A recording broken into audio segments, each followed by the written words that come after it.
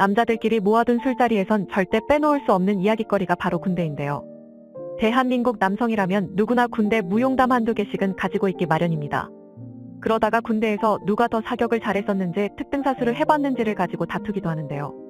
그렇다면 세계에서 가장 총을 잘 쏜다는 특수부대원들을 한자리에 모아둔다면 무슨 일이 펼쳐지게 될까요? 최근 레바논 주둔 다국적 파병부대에서 어느 나라 부대의 사격 솜씨가 가장 뛰어난지 한판 대결을 펼쳤다고 하는데요. 한국 특전사들이 보여준 놀라운 결과에 현장에 있던 프랑스 특임대 지휘관이 도대체 한국 군인들은 어떤 훈련을 받아온 거냐고 찬사를 보내왔다고 합니다. 반면 중국은 이런 실력으로 군인이라고 자칭하는 거냐고 큰 망신을 당했다고 하는데요. 13개국 특수부대원들의 정면 대결에서 한국 특전사들이 어떤 활약을 보여준 것인지 자세한 소식 알아보도록 하겠습니다. 최근 레바논 유엔 평화유지군의 주최하에 13개국 14개 부대가 참가한 사격 경연대회가 열렸었다고 합니다. 우리나라를 비롯해 중국, 스페인, 프랑스, 폴란드 등 13개국 14개 부대가 참여한 이번 사격대회에서 놀랍게도 가장 두각을 드러낸 곳은 한국이었다고 합니다. 레바논의 평화유지군으로 주둔하고 있는 한국동명부대 27진 소속 대원들이 개인전에서 특전사 출신 신호창 육군중사와 양진모 육군하사가 각각 1위와 2위를 차지하고 전준철 육군대위가 이은석 육군중사가 나란히 공동 3위를 차지했다고 합니다. 단체전에서도 간발의 차이로 동명부대가 2위를 차지하며 한국군의 우수한 전투 능력을 보여주었습니다. 한국 군인들이 뛰어난 실력의 시상을 맡은 유엔군 지휘관 루도빅 소머레 프랑스 대령은 동명부대원들에게 생각했던 것보다 훨씬 좋은 성적이 나와 놀랍다며 대회를 위해 어떤 특별한 훈련을 했느냐고 물었다고 하는데요. 동명부대는 대회를 말 그대로 싹쓸이할 수 있었던 비결로 꾸준한 훈련과 자신감을 꼽았습니다. 현지에서 평화유지 임무를 수행하며 밤낮을 가리지 않고 하루에도 수차례 임무를 위해 출동해야 하는 동명부대원들이지만 전투력 유지를 위한 실사격 훈련은 빼놓지 않고 격주 단위로 진행하며 임무 수행 능력 향상을 위해 애쓰고 있었습니다. 지속적으로 이루어진 실전과도 같은 훈련 덕분에 대회에서도 훌륭한 성적을 거둘 수 있었던 것이죠. 이번 대회에서 또 한 가지 주목할 만한 점은 규정으로 인해 각국 선수들이 일체의 부착물이 없는 각국의 고유 총기로 대회에 참가했다는 것인데요. 즉 개인의 사격 능력뿐만 아니라 소속 국가 소총의 기본 능력까지 테스트 대상이 됐던 것입니다.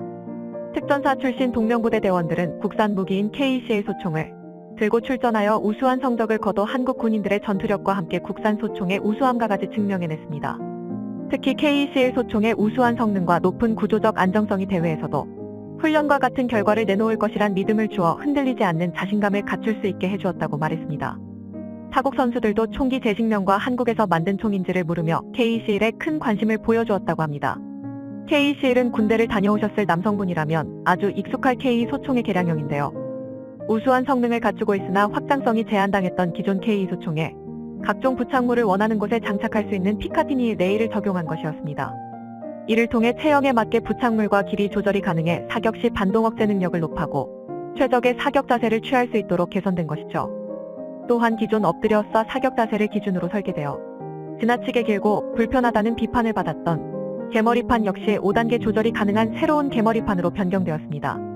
KECL 소총은 2014년 시험 배치 후 2015년부터 양산에 들어가 전방 부대에 순차적으로 보급되며 기존 KE 소총을 후방 부대로 밀어내는 식으로 제식 소총 교체에 나서고 있습니다. 해병대의 경우는 이미 거의 모든 보병대대의 소총을 KECL로 교체를 마친 상황이죠. 이러한 개선점들의 공통점은 수많은 신체 조건을 가진 병사들이 각자의 몸에 딱 맞는 소총을 가질 수 있도록 만들어 평균적인 전투 능력을 향상시키는 데 있었습니다. 이는 징병제로 대규모 군대를 운용하고 있는 한국군에 있어 매우 중요한 부분입니다.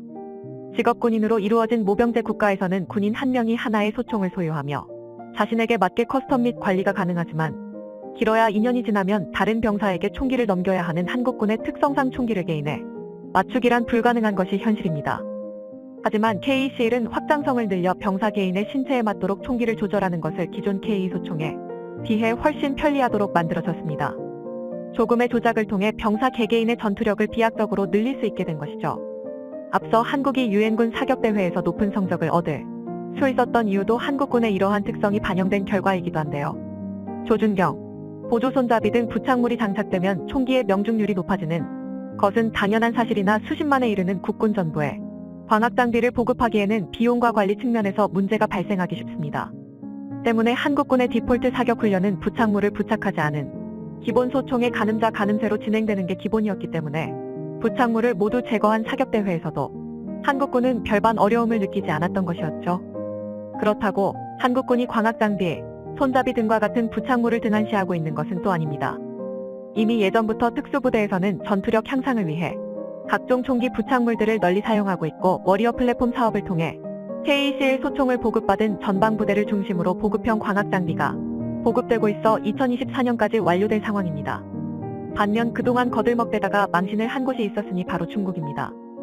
중국 역시 평화유지군으로서 레바논에 파병을 나와 있었고, 결과는 처참한 사격 성적으로 순위권 안에도 들지 못했다고 합니다.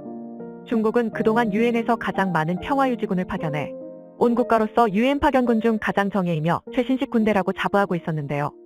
게다가 2019년 개발한 중국의 신형 제식 소총 QBZ-191까지 갖추고 있어 이번 유엔 사격대회는 중국의 무대가 될 것이라 확신하고 있었다고 합니다. 그런데 총 13개국 14개 부대가 참여한 가운데 예선전이 펼쳐졌었는데 상위 6개 결승전 참가국의 중국은 포함되어 있지 않았고, 개인전에서도 중국 군인은 찾아볼 수 없었습니다. 막상 붙어보니 한국은커녕 인도, 말레이시아 군보다 못한 실력인 게 들통나버린 것이죠.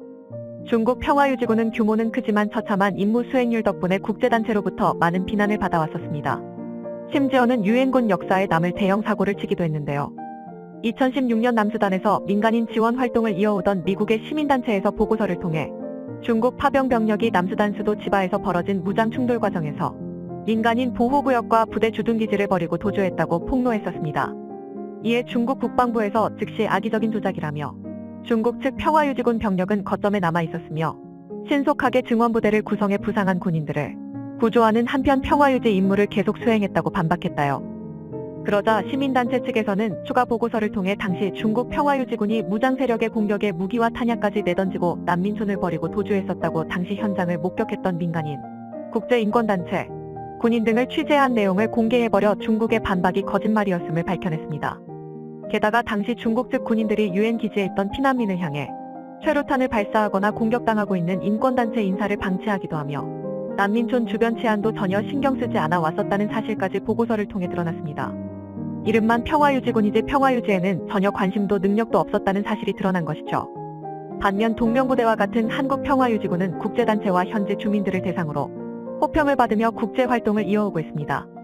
유엔 결성 이후 최초이자 최대의 유엔연합군의 도움으로 나라를 지켜낼 수 있었던 한국이 이제는 유엔의 군대를 파견해 국제평화에 기여하고 있다는 사실이 감개무량한데요. 앞서 유엔군 사격대회를 휩쓸었던 동명부대는 레바논의 평화유지 활동을 위해 2007년부터 지금까지 활동하는 대한민국의 유일한 전투파병부대로 국내외로 큰 인기를 끌었던 드라마 태양의 후예의 모티브가 되었던 부대이기도 합니다. 동명부대는 2020년 기준 완전 작전 10만 회를 달성하며 레바논의 안정에 크게 기여하여 현재 파병부대 중 가장 높은 평가를 받고 있는데요. 2020년 8월에 발생한 레바논 베이루트 항구 폭발 사고 당시엔 부대에 비축해둔 의약품 및 생활품을 시민구호를 위해 풀었을 뿐만 아니라 추가로 현지 구매를 통해 피해 주민들에게 구호물자를 지원했습니다. 뛰어난 작전 수행 능력뿐만 아니라 진정으로 레바논의 평화를 위하는 모습을 보여준 동명부대의 레바논 주민들은 신이 내린 선물, 레바논 국민의 친구이자 형제라는 찬사를 보내오고 있습니다.